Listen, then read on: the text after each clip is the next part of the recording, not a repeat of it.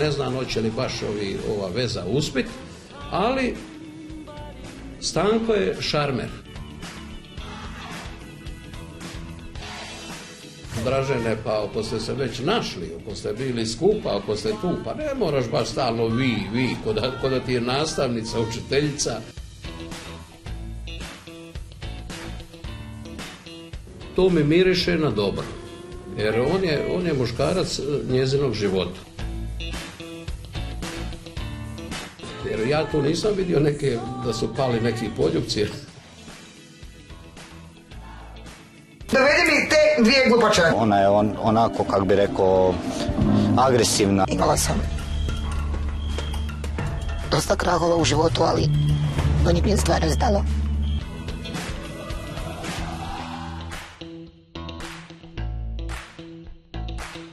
Imam još jedno iznenađenje za tebe. Tako je on zvadio u mene da sam mislila, pa nije valjda ona.